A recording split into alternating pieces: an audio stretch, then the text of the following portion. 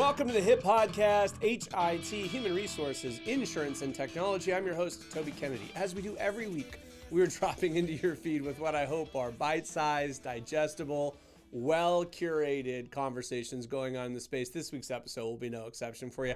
This week's episode is brought to you by Montage Insurance Solutions. And without any further ado, I get in with my guest, Scott McInnes. Scott, how are you, sir? Toby, great form. Thank you. How are you getting on? Yeah, doing well as well. I'll spare you my, if you're watching this on YouTube, we have the subtitles below joke, but Scott, I know you're calling in from across ye old beautiful pond here. Why don't you give the audience a quick run through of who is Scott McInnes and how do you get in the chair, sir? So, who is Scott McInnes? So, I'm a 25-year veteran of internal comms, engagement, and culture. My last proper job, as my kids rather unkindly call it, was in one of our three big pillar banks. Yes, that is the job that's sending them to college and all those kinds of things. So, I set up Inspiring Change in 2017. So, I'm the founder and director in there. And our focus is very much on helping organizations to be more intentional about the culture they build in order to ensure that they're high performing and really in pursuit of those objectives within the organization, making sure everyone's pulling in the same direction. Yeah, I mean, to be honest with you, that gets us right into it. And that's exactly what I wanted to talk to you about, because I think that in hearing you speak and coming across a lot of your works, you have this really fascinating take about the idea that sort of culture's gonna form one way or the other. But how and when are companies intentional about it? And I guess maybe just to dive right into it, can you kind of walk us down that rabbit hole? Let me start with a quote from Lewis Carroll in Alice in Wonderland. Speaking of rabbit holes, this is perfect. Yeah, forget the rabbit hole. Take me down the wait. That is the rabbit hole, right? That she falls literally down? A rabbit That's hole. That is totally dude. I have said rabbit hole 1,000 times on the show. I've never had anybody throw it right back. Actually take you down a rabbit hole. Cooking. So you're cooking, and it's bizarre because you're Scottish. So I don't cook very well, but keep cooking, sir. So Alice arrives to a fork in the road. There's a tree there, and the Cheshire Cat's in the tree. And he says to Alice, Alice says, I don't know which way to go. And the Cheshire Cat says, well, where is it you're going? And Alice says, well, I don't know. And the Cheshire Cat says, well, take any road then, because they all lead there. Yeah. And I guess for me, that's the point of culture. Every organization has a culture, but it's very rare that organizations actually think really, really carefully and intentionally about where it is they want that culture to actually bring them.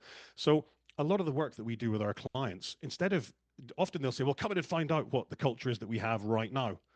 And I actually say, well, no, let's not bother with that. Let's look at the future and try and work out, first of all, what's the culture you think you need to have based on where it is you need to get to. So you have a strategy, you have objectives, you have KPIs, you have all of that. So what is it the objective needs to do in order to get you there? Often, culture is seen as a fluffy, amorphous thing that sits in HR. I fundamentally disbelieve that it should sit in HR, by the way. It sits across the organization, sits with everybody. Right. But we have to know, first of all, where we're going in order to know how we're going to get there. So that, for me, is always the starting point. What is the culture you think you need to have? So let me restate this. People ask you to show up with a thermometer, and you basically say, no, show me your North Star. Yeah. I love that. Yeah. I'll give you my quick story on culture, and I'll see if it jibes with your thought and experience. And I may have told this once or twice before. But so growing up, I had this crazy Hawaiian uncle, and he surfed, of course, because why not, right? And he used to drag me out to surf all the time. And we used to go to this place that had this huge staircase leading from the beach up to the street where you would park. And on this particular occasion, he's like, all right, I want you to paddle out and take a look at the staircase because it'll help sort of orient you. And I'm going to, sit here and read a book or whatever. So he's sitting on the shore and I'm surfing. You paddle out for a wave, you catch the wave. You paddle back out for a wave, you catch the wave. And at first, I was looking at the staircase and kind of paddling a little bit, making the little adjustments to stay oriented to the staircase. But I stopped doing that and I just got into riding waves. And the drift was so subtle, I didn't notice. But at some point I looked up and I couldn't even barely see the staircase. I had floated so far in the ocean that I needed to literally paddle to the shore and walk all the way back. I needed a hard reset. And sometimes I think that that's a telling analogy for culture, because if you're not careful, you can float a little bit and you might not feel the float, and you might float so far that you need to get out of the water and walk all the way back. Yeah. So let's extend the analogy a little further, because I completely agree. That staircase, that North Star, whatever you want to call it, your purpose, your strategy in your organization, that's what everyone should be surfing towards, again, to extend your analogy. And what happens is we'll do one, we'll find out where we want to go. We'll find out where we are today. We'll do some diagnostics, and then we'll put in place a plan to get from A to B, from where we are today to where we want to be tomorrow. And we'll do a couple of little bits, and we'll put in place some initiatives. And that's you, first of all, getting up on your surfboard. And then things just kind of go a little quiet, because we tend to think about culture change as being a series of little steps, and they end up being little things, band-aids that aren't necessarily stuck together in any kind of strategy or plan. And then you start to see your drift. And unless we keep everybody focused on the prize, on that staircase, it's very easy for people in organizations to drift. They don't spend all day thinking about the culture of the organization. They spend all day going, when's my next meeting? What do I have to get done next? Why is my Right. boss shouting at me, or whatever? Right. So we need to keep having that conversation. Culture change takes 3 to 5 years, but we tend to just get kind of this organizational boredom, if you like, that we tend to want to move on to the next thing, the next shiny thing. And that's really troublesome when it comes to culture change, because then you take a couple of steps back, one step forward, a couple of steps back, one step forward.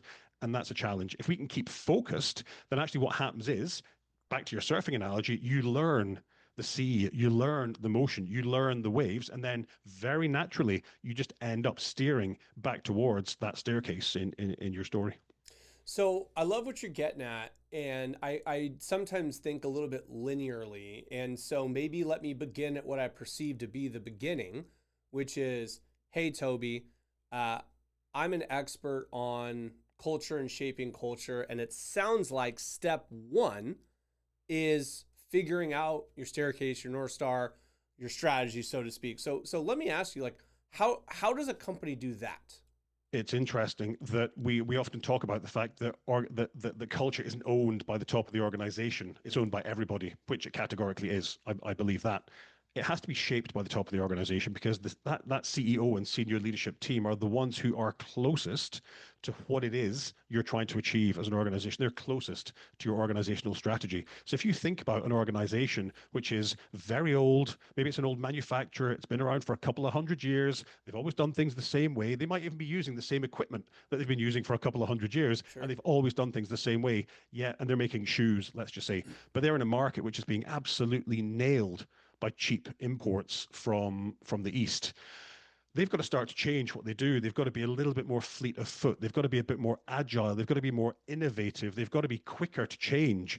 So all of those things for me are the types of things that then become a really core part of that culture ambition, we would refer Mm, to it as, in terms of what it is you're trying to achieve. So we know at the top of the tree what it is we need to do to change, and then we've got to set out a plan for the rest of the organization to work out, well, how do we get from where we are today to where we want to be tomorrow, to that culture right. ambition that we know is so important for our strategy. Okay. So the folks at the top have an opportunity to try to orient the ship. But once they've sort of dreamed this up, one thing our CEO Danon talks a lot about from her MBA program is you can't espouse values, right? You can't just get up on high and just explain to people this is our culture and these are our values, and off you go, right? That's not how disseminating this works. So talk to me about the next step. So I love that you touched on values, because values is the next step. When we think about our culture ambition, our values are the signposts to the culture that we want to have, to that culture ambition. And for me, it's about values, but actually, moreover, and this is a bit where organizations often fall down, it's about behaviors. What are the behaviors that I want to see from you as an employee in this organization? And of course, people get mixed up between their values, because we all have values, and we Sure. generally only find out what our values are when somebody treads on one of them, because there can often be a bit of an explosion. Sure. company values are, as I say, those signposts toward what it is we're trying to achieve as an organization. The behaviors that sit underneath are the map that say, this is what you can hold us as an organization to account for. This is what we're going to hold you to account for. And this is what you can hold each other to account for. And when those behaviors aren't being lived, we should absolutely be calling each other out, because it's those behaviors. It's interesting. People often say about changing culture, but I would often say to senior leadership teams, you don't change culture. Culture is an outcome or an output of doing the things you do. Mm. If you have the right ambition with the right values supported by the right behaviors, what's going to happen is that you're going to end up with that espoused culture. You're going to go on that journey. So for me, the key thing is the behaviors. How you behave as leaders down through the organization is absolutely key. And I talk all the time about leaders casting incredibly long shadows. So you can keep doing the right thing, the right thing, the right thing, the right thing, the right thing. You do the wrong thing once, all bets are off, arguably. Yeah. Now you're not what Scott the bridge builder anymore. Yep. Yep.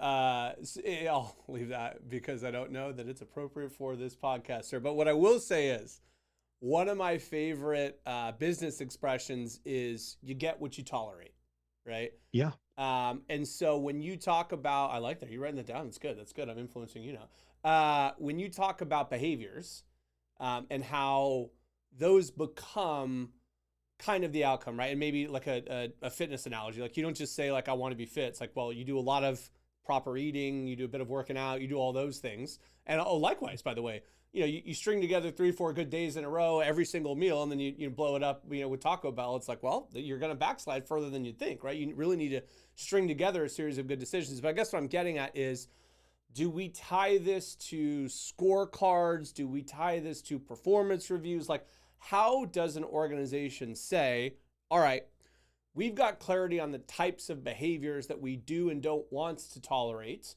but this needs to go through the managerial level, it needs to go through the line level, it needs to go through the organization's blood. How do we get that out? So for me, the best way, but also the hardest way by far to get this out is through that performance management process. And I even hate that term, because what that just says is computer system.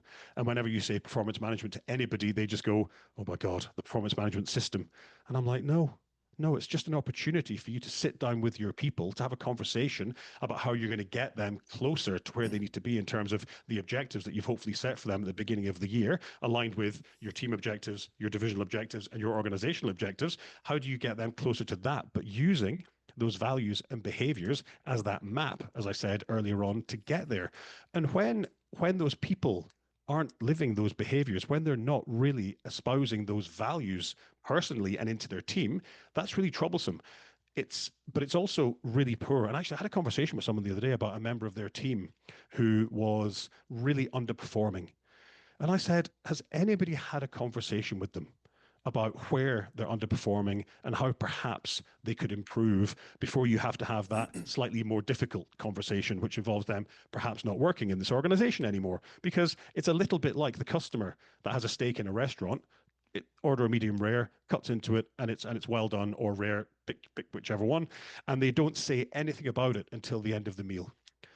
What opportunity have you given that restaurant to make that steak right?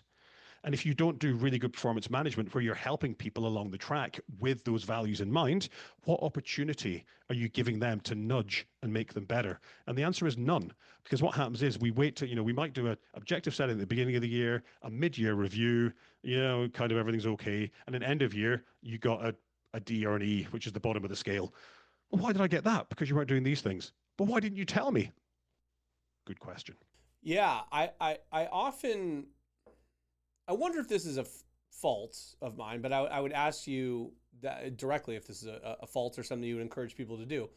But I do default to the idea that people, generally speaking, want to succeed. They want to do their best. And sometimes I find managers default to everyone's an idiot and they roll their eyes and they just think like, oh, I'm surrounded by morons, sort of a thing. It's like, I think you're surrounded by people that are probably quite capable and probably wants to do well. Yeah. So it's almost on you, the speaker, to communicate at a frequency through which the listener can hear you? Yep. Yep. Absolutely. What is the job of the leader? The job of the leader is to clear out the barriers to let their team do really bloody amazing work. Yeah. That's the job of the leader. And if you're not doing that job, then you're failing as a leader at any level of the organization. Making sure that we can translate and contextualize culture, values, purpose, objectives, all of that in language, to your point, which people understand, they get, and which, if you work in an organization which is purposeful, and there is a lot of purpose washing that goes on, but if you do work in an organization which has a really strong human purpose at its core, then actually being able to bring that purpose to life for people to help them understand the difference they are making and draw that red thread all the way back from my objectives on the front line and the little tiny bit that I'm doing all the way back up through team, through divisional and departments, all the way up to the CEO's desk and her or his objectives. I think that's a brilliant place to get out. Scott, thank you so much for your time. What I want to do is pick up next week and keep going on this conversation. That's all the time we have for you guys on this week's episode. Join us next week. We'll be back with Scott, diving into some fascinating research as well with them. Thank you so much for joining us. Thank you to our sponsors, Rula, Excel Health, TrueHue, Montage Insurance Solutions. We're blessed to be here. Those guys are keeping the lights on. Thank you guys very much. Join us next week. Join us every week. And until next week, make this the best week yet.